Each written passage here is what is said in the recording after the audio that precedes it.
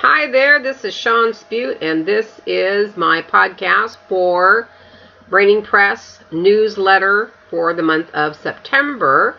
I was going to do a podcast that was audio only, and I got it all done, spent hours auditing it, got it all set up, and I realized, you know what, this is so impersonal. It's like talking to an avatar. So anyway, I decided I'd much rather have you guys just stare at my face and you get a much better idea who I am. And anyway, this is so much more up close and personal than doing through a picture that just has a voice talking behind it from SoundCloud. So anyway, here goes.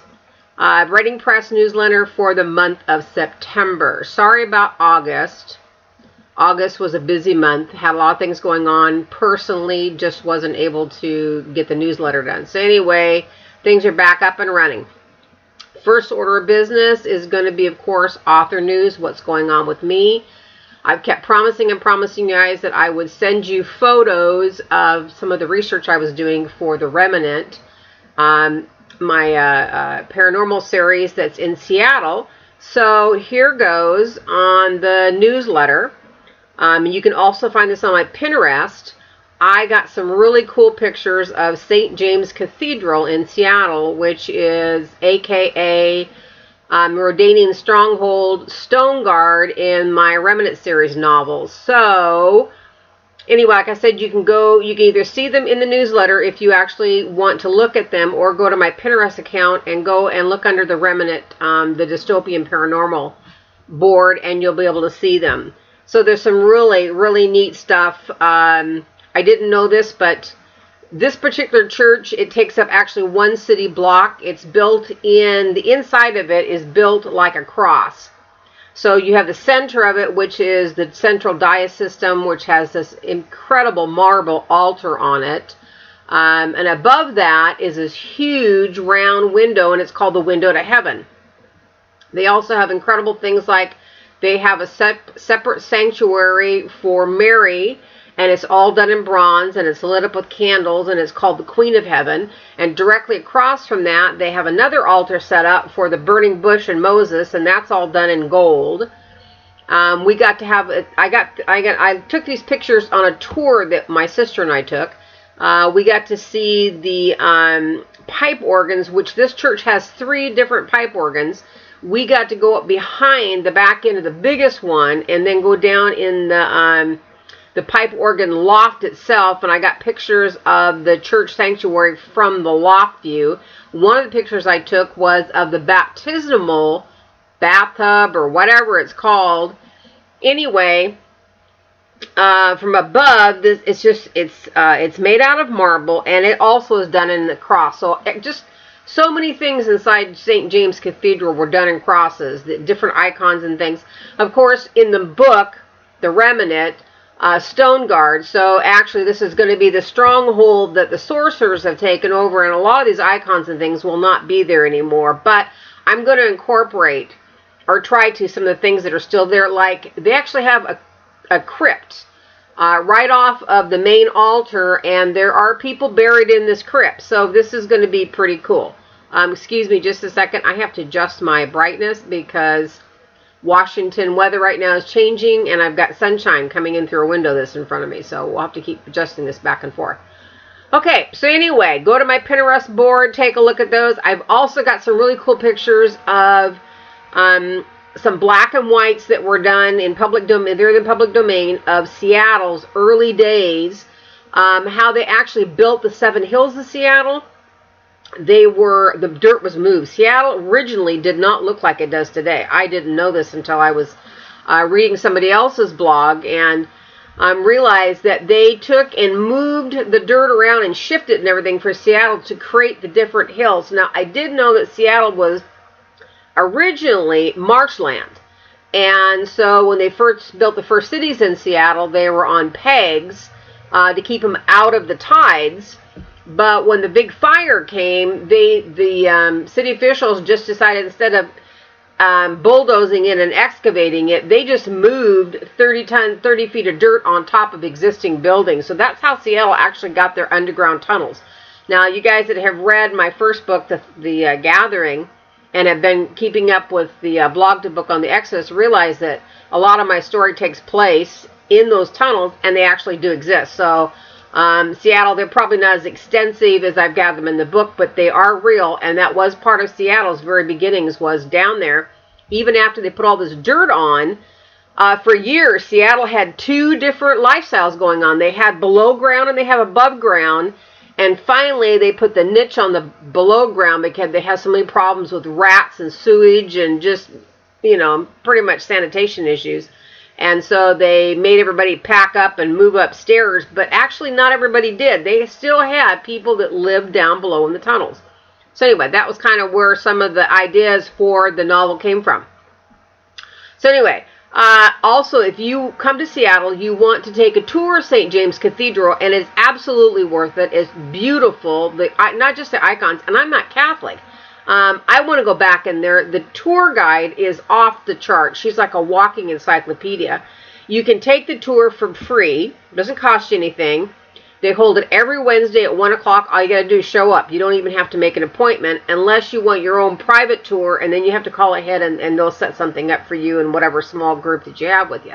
But anyway, it's well worth it because, like I said, this gal that gave the tour, she just was a walking encyclopedia, and I learned so much about Seattle's history, the city itself, through her history of the church, because the original Catholic Church burned down, and some of the things that were taken from that one and put into St. James, which also, it collapsed in an earthquake. I think it was 1912 or 1919. The main dome, which you can see in some of the black and white photos, collapsed, and then they rebuilt the church. So anyway, it's all pretty cool. My newsletter, I've got the website. If you want, you can go to stjamescathedral.org/narthex.aspx. And that's, or just Google in St. James Cathedral, Seattle, and you'll get the same thing. And you can see some of the icons, but not like the stuff that I show you on my Pinterest board. Okay, so now we're on to blog to book. And so this month, we're still finished. We're following Ennis and Clifton right now. And I already warned you guys that what I'm blogging up here isn't necessarily in the same order that it's going to be in the book. So I write in scenes and not necessarily chronologically in my books. Excuse me, I got to adjust my brightness again. So sometimes what you're reading may take place towards the middle of the book or towards the end of the book. It's going to depend when I do a compilation of all the chapters and the scenes. I'll put it together in the order that I think is going to best serve the overall picture of the book and how to move the whole plot forward. So anyway, so this is the second chapter that I did for Ennis and Clifton. This chapter is called Bracing Change. I'm going to read you a small snippet of it. Then you'll have to, you're either going to have to read it through the newsletter, or you'll wait till next month when I post it on my ReigningPress blog site. So anyway, here goes. Chapter Bracing Change. In front of her lay the Cascade Mountain Range. Behind, a 12-by-12 room, chains, and a man intent on keeping her a prisoner. Ennis didn't need to think twice to know which direction she was headed.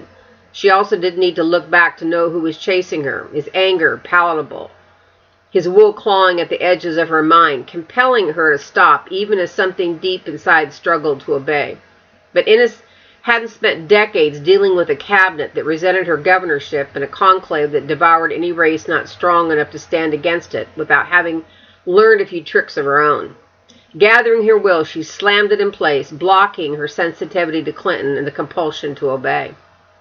Plunging beneath cedar boughs heavy with last night's snowfall, she raced into the forest, flying over ground carpeted in a multicolored tapestry of fallen needles, pine needles, and last year's leaves. Heart pounding loud enough for her eyes to feel it, she cast a desperate gaze across her surroundings, hoping to find a trail or a path, anything that would help her flee the man behind her. But everywhere she looked, her flight was blocked by piles of deadfall and clumps of bushes whose thorns would tear right through flesh as easily as a knife. Adrenaline pumping, the fear of being caged, a fist around her chest. Ennis could feel Clifton's breath on her neck, feel his hands reaching out to grab her. In one last desperate attempt to escape capture, she threw herself on the ground and rolled beneath a pile of fallen trees. And with barely enough room to get through, she clawed her way to the other side, biting back a cry of pain as jagged pieces of tree bark bit into her naked shoulders and hip. The forest behind her echoed with the sound of Clifton's cursing. Too big to follow her under the log, he tore at the branches that kept him from her. Innes, now free of the tree and its flesh-biting bark, rolled to her feet, and against her better judgment looked back over the pile of fallen trees, and found Clifton staring back, his gaze dark, savage, wolf's eyes, the eyes of a predator who's found his next meal. Like an animal whose need to escape has been arrested by the mesmerizing gaze of the one stalking it, Innes found herself being pulled towards him, her will slowly evaporating. Without conscious thought, she found herself moving towards him. Lifting her arm, she reached out to let him pull her over the pile of wood, but jerked back as the jagged edge of a broken tree limb sliced in the back of her arm. Broken, too, was the hold Clifton had somehow gotten over her will. "You son of a bitch," Innes exploded, the release of her mind like being shot from a cannon. "Wasn't it enough that you ruined my life? Now you want to turn me into some kind of thrall?"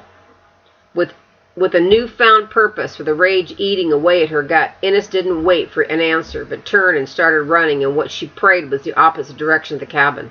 As before, her way seemed blocked on every side until out of the corner of her eye she caught sight of a path too narrow for bear or large game, but perfect for smaller creatures, or a woman intent on evading her enemy. Giving herself no time to second-guess her decision, Innes angled her body and leapt. Okay, you want to go hear the rest? You're going to have to read it on the website. Read it on the newsletter, or wait for it to come out next month and read it on the ReigningPress news site, or on my personal blog, the ssspute.com. Okay, so now we're on to, of course, I'm going to remind you that that was from the Exodus, which is book 2 of the Remnant. When the whole book I hope to have out by spring of next year, have it edited and have it published and ready to go in book form. Okay, so our next one item up, Writer's Journal, and this is where I share with you guys the journey of actually writing. So I'm going to read you again, I'll read you a snippet from what I wrote in here on the process or the journey of being an author. This month's journal post is called "To Hell with Lemonade, I Want a Margarita." We've all heard the old adage, when life throws you lemons, make lemonade. Well, I don't know about you, but I'd rather make a margarita, thanks anyway. Every writer has moments, days, even weeks when it feels like the universe is conspiring against them. Sometimes it's because, it feels like the muse has left the building with no forwarding address, or because life is throwing you the proverbial lemons and you're so tired of trying to figure out what to do with them. You end up throwing them in a blender, adding a little tequila, lime, and salt, all the while secretly hoping you won't run out until the pain is numb enough that you no longer care. Like lemons, which are corrosive by nature, those uncontrollable life events and situations can eventually begin to erode our dreams, our passions, and ideas until, before we know it, we're wondering if we even have what it takes to become a successful author, let alone finish that novel or short story or memoir we've been working on for God knows how long. Now, those of you who follow me know my sister and I just recently helped our parents downsize into a retirement community so I could move in and help them help care for my father, who has been diagnosed with advanced Alzheimer's. What you may not know is, within days of making that decision, my life went from one being focused intent to feeling like a fish thrown up on the beach without any hopes of ever being able to find water again. Now I'm generally an optimistic person and make valiant efforts not to allow myself to wallow in the pools of desperation and self-doubt, at least not for more than 5 or 10 minutes. But between caring for my parents and struggling to find time to sit down undisturbed while I work on the next novel in the Remnant series, I was beginning to experience serious, prolonged moments of self-doubt, especially whenever I logged into my Facebook or Twitter account and started reading how much success my fellow writers were having. Now, in reality, 1 or 2 success stories out of thousands isn't really all that crushing, but even so, it sure as hell felt like it at the time. But The universe does have her moments of benevolence, as she proved when I was scrolling through a backlog of emails the other day and came across Joanna Penn's from the creativepen.com newsletter. Inside was a link to an article by author Stephen Pressfield entitled Killer Scenes and Self-Doubt. So I'm going to end that there. If you want to know what Stephen Pressfield had to say in Killer Scenes and Self-Doubt, then you're going to have to, again, either read it in the newsletter or wait till it comes out next month on Reigning Press blog post.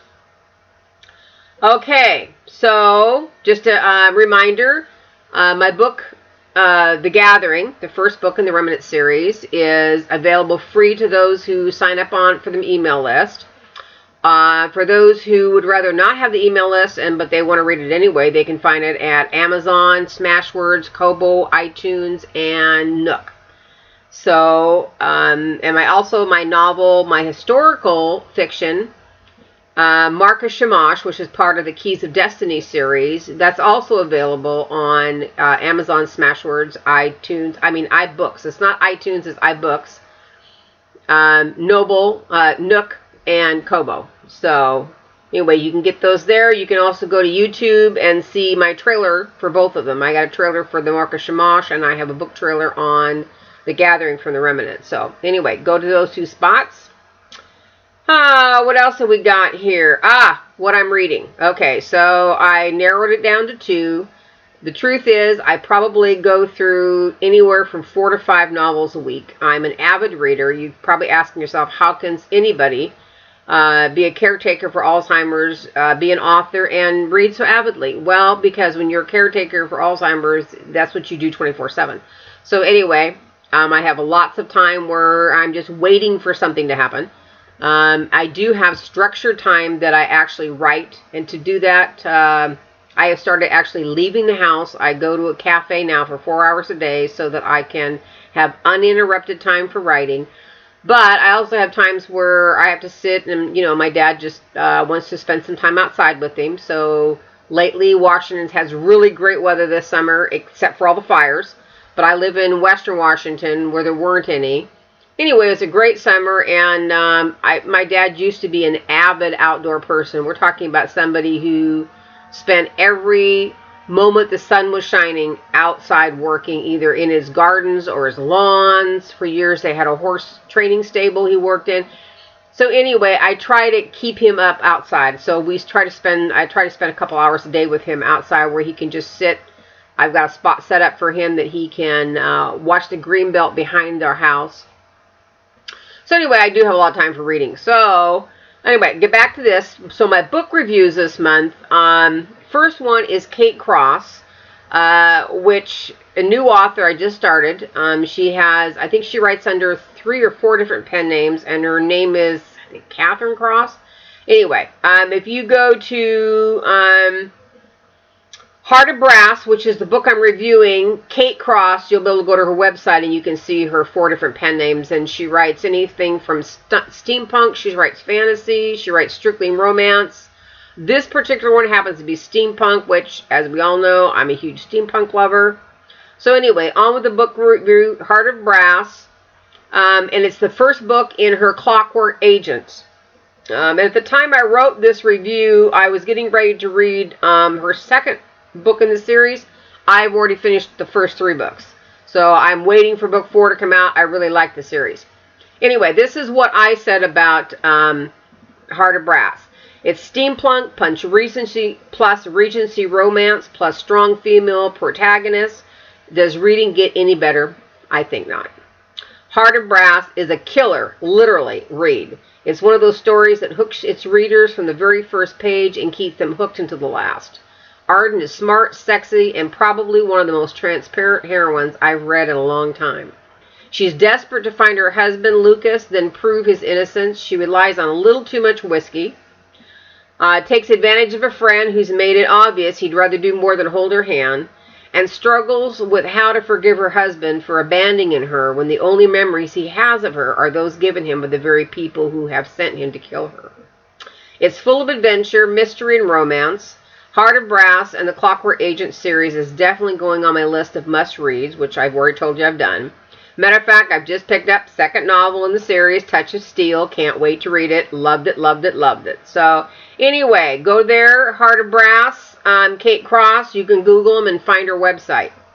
And of course, her books are available on Amazon. If you're reading this from my newsletter, then you can just click on the link, and it'll take you right to her website, which I always try to do. I always try to hyperlink whatever book I'm reviewing for the readers with the authors themselves. Instead of sending you to Amazon, I send you to their website so you can see everything that they've written. Because if you're like me, once you discover an author you really, really like, I'm just like a voracious reader. I read everything that they've ever written. So I just do a read dump. Yeah.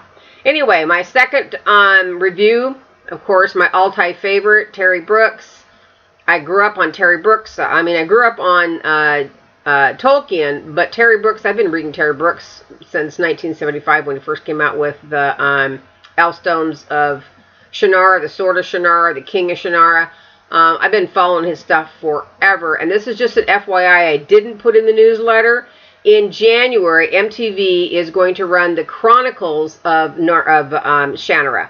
So that's going to be really, really exciting. They didn't name it after the books because they're going to span a long period of time. I think they're going to go over 3 or 4 different sets of his stories, which would be pretty cool. So anyway, back to his book.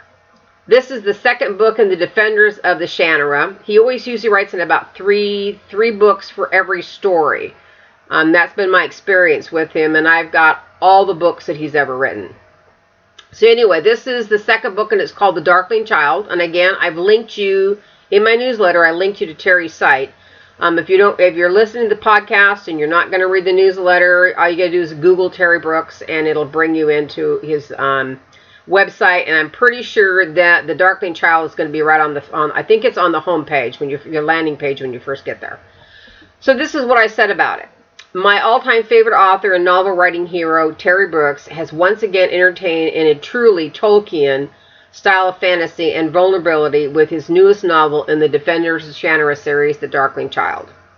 One of my favorite things about Mr. Brooks' novels is the way he weaves the weft and warp, past and present, of his stories like a tapestry. I also appreciate the fact that you can start anywhere in the history of Shannara and feel right at home without having to go through reams of backstory, because Terry always blends just enough of Shannara history in his current work that you never feel as though you've walked into the middle of a half-told story. The Darkling Child picks up 5 years after Pax and Leia has defeated the sorcerer Arcanian and is now champion of the Ardries, Afanglo Isendale, who is dying. But as it happens with all hero arch-enemy stories, the sorcerer Arcane is not dead, only in hiding, and he's found one of Pax and Leia's distant cousins, Rain Frosh, who is in possession of an ancient and powerful magic, the Wish Song. It's a race to see who will control Rain and the Wish Song. Aragaden and his apprentice are Paxton and the Druids, and in the doing, who will die and who will live. As always, Mr. Brooks has woven just enough magic, suspense, romance, and evil doers doing bad things to good people to receive the ultimate sit down and read until I'm finished award, which is exactly what happened. I picked the book up, sat down, did not put that book down until I finished it completely. Matter of fact, I think the same thing happened with Heart of Brass. I don't think I put that one down either until I finished it. So that about sums it up for my short version of September's ReigningPress newsletter. Thank you guys for listening. Thank you for following me. And I will see you guys next month. If you've got questions, you can always send me a message on ReigningPress News or go to my personal blog site at sspute.com and get me a message there. You can contact me on Twitter or Facebook. I've got both there. My personal page, or you can go to the ReigningPress and contact me on that one. So, anyway, adieu. Bish Bader, and I will see you guys in October. Bye-bye.